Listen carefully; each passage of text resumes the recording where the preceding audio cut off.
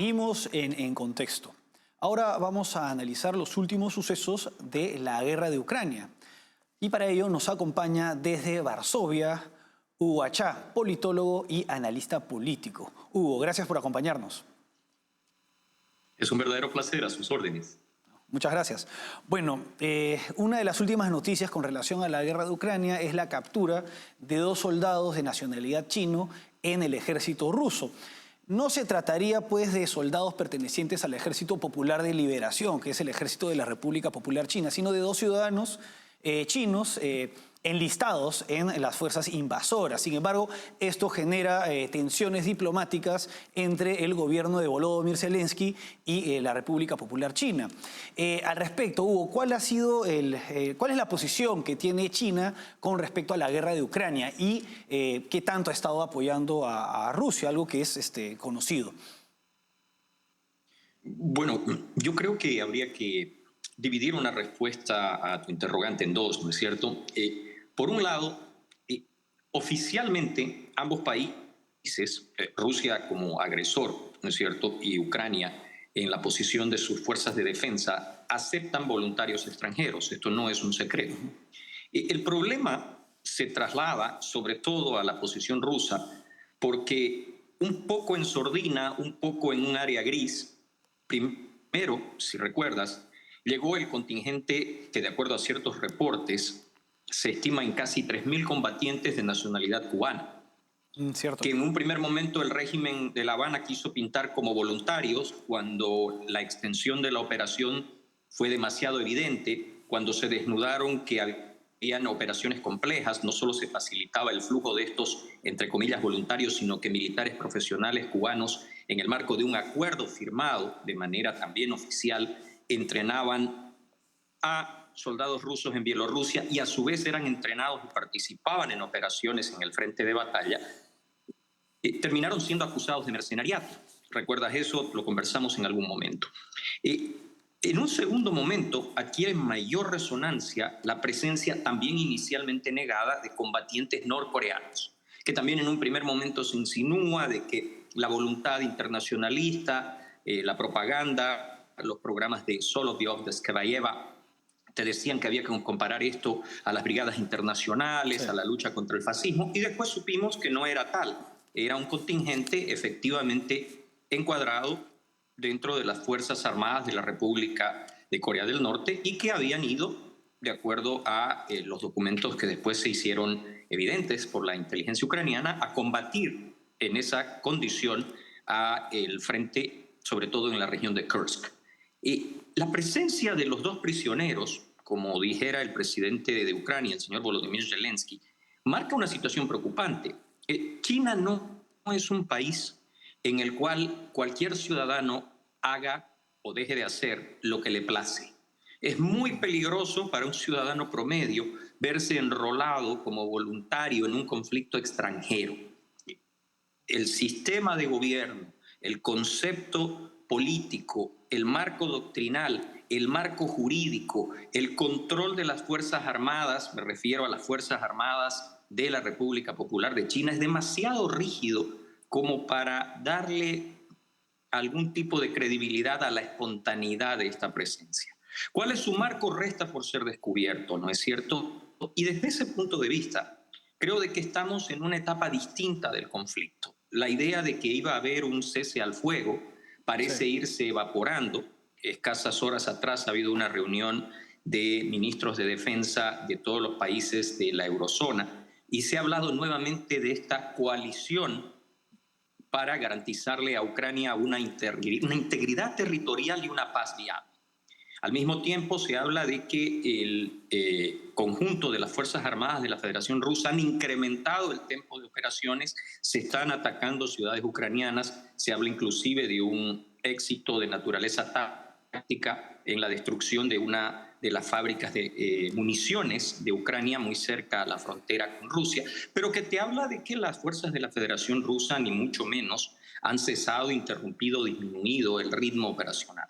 Entonces creo que hay 2 factores a considerar, vuelvo a reiterar, y una situación que tiene ese pie de página del que hemos conversado previamente. Se anuncia ya la inminencia esta semana del viaje de una delegación ucraniana para cerrar los detalles del famoso convenio por los minerales y las tierras raras, que como hemos discutido también, tiene unos componentes muy interesantes, sobre todo en lo que se refiere a las cláusulas que obligan a Estados Unidos a futuro, si se concretara, a la defensa de estos intereses en Ucrania.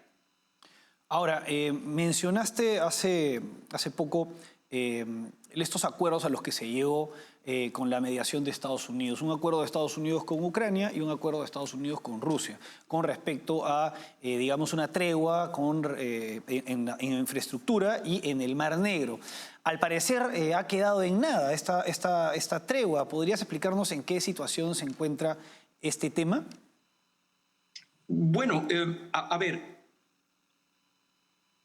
entender el concepto de la Federación Rusa es entender una serie de eventos históricos, ¿no es cierto? Vladimir Putin no es el equivalente a ningún mandatario al que tú puedas encontrar en una democracia occidental. Vladimir Putin es, primero que nada, un muy bien entrenado y formado agente de inteligencia de la antigua Unión Soviética, con una concepción táctica, estratégica y geopolítica que comprende a Occidente como un enemigo y que tiene una convicción fundamental.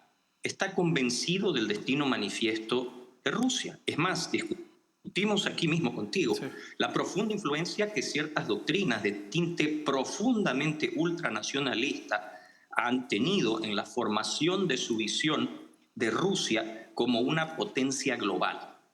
Y desde ese punto de vista, nada de lo que en apariencia se da en las discusiones, en las conversaciones con Rusia, se puede entender si uno no entiende ese concepto y si no tiene inteligencia cultural. ¿A qué me refiero?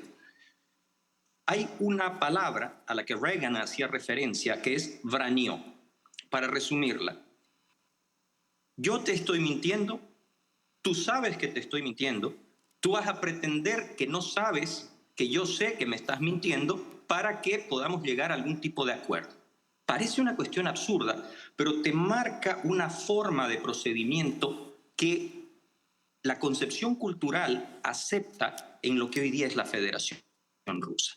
Y en ese concepto, si recuerdas, inmediatamente después de las exigencias del cese al fuego, se aceptó en principio, frase mágica de la diplomacia, y segundos después, literalmente, tanto Lavrov como voceros del Kremlin hablaron de que para que los términos en principio se aplicasen, se tendría que levantar todo un conjunto de medidas y sanciones en contra de la Federación Rusa, sus empresas y algunas de sus organizaciones estratégicas, ¿no es cierto? El resultado es que Rusia no ha de ningún modo, medida o manera disminuido, sino más bien incrementado el tiempo operacional, ha de hecho efectuado ataques, sobre todo con misiles Caliber, desde el Mar Negro, se han incrementado las bajas de civiles y ha hecho blanco en mucha de la infraestructura de energía que se suponía estaba cubierta por los acuerdos.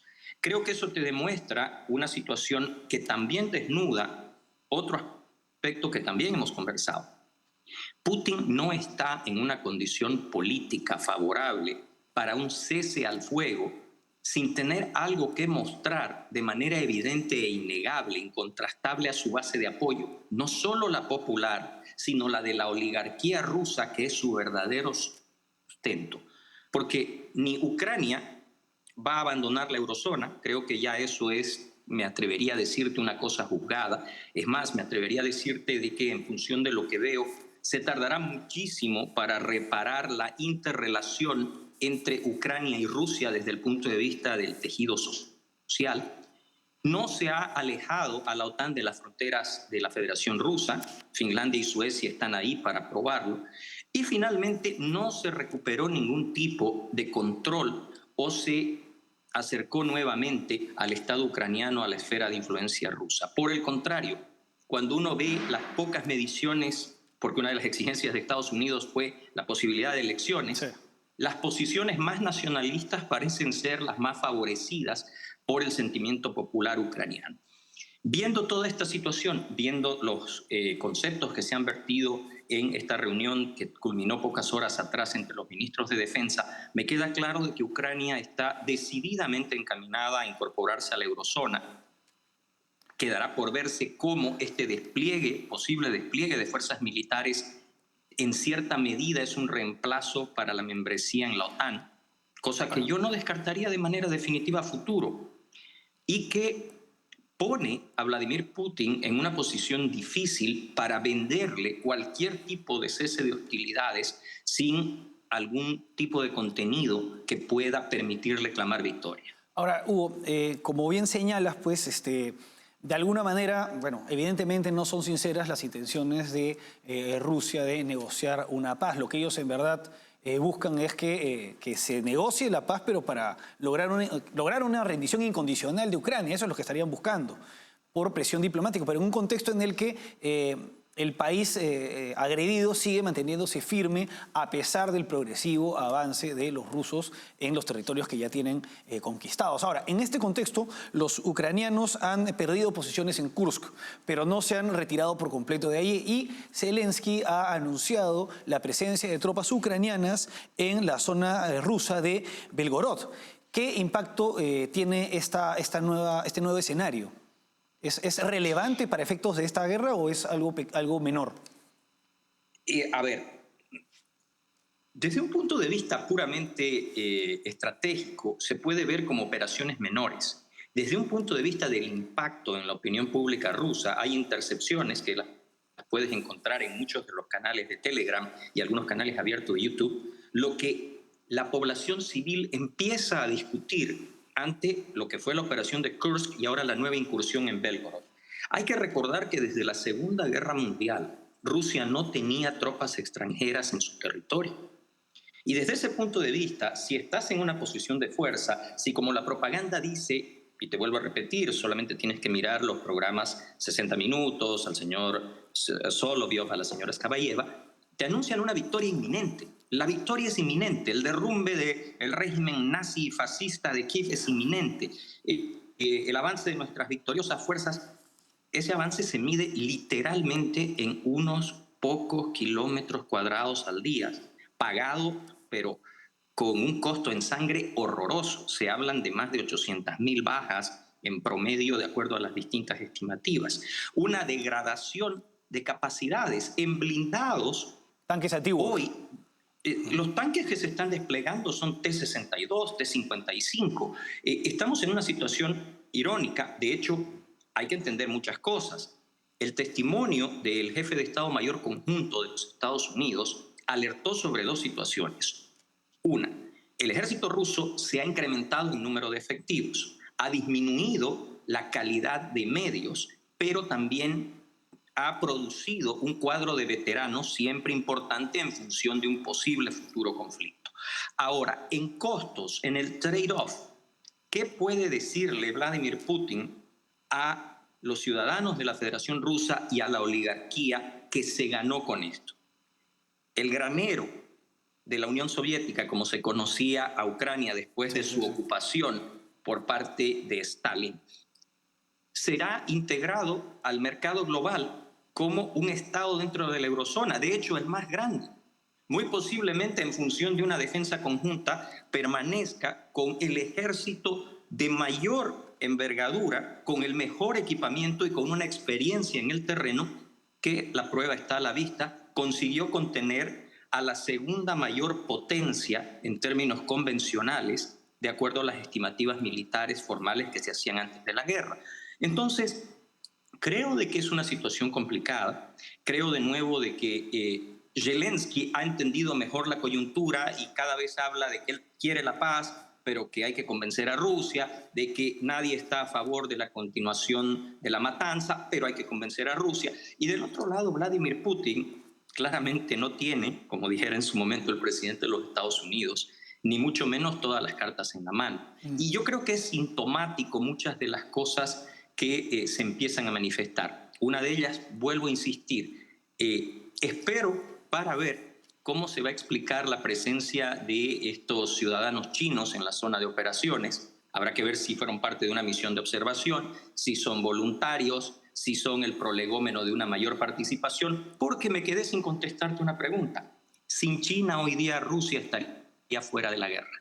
Gran parte de elementos esenciales para el esfuerzo de guerra de Rusia, China los está proporcionando, tanto al facilitarle la triangulación de recursos y la evasión de las sanciones, Claro. como al proporcionarle armamento y una serie de elementos que van desde drones, chips y materiales estratégicos que de otra manera hubieran colocado en serios problemas al esfuerzo del sustento y de la logística de las Fuerzas Armadas de la Federación Rusa. Efectivamente, ¿no? Y esta realidad que se conoce, sumada a la captura de estos dos soldados chinos, pone en una situación comprometedora a la República Popular China. Y ya se verá qué respuestas dan y cómo se van esclareciendo estos asuntos, porque además capturaron a dos, pero se dio un enfrentamiento con 6 soldados chinos. Y esto ya se tendrá Correcto. que determinar en los próximos días o semanas. Bueno, Hugo, ha sido como siempre un gusto tenerte con nosotros. El placer es todo mío, a sus órdenes. Bueno, vamos ahora a una pausa y regresamos con el último bloque.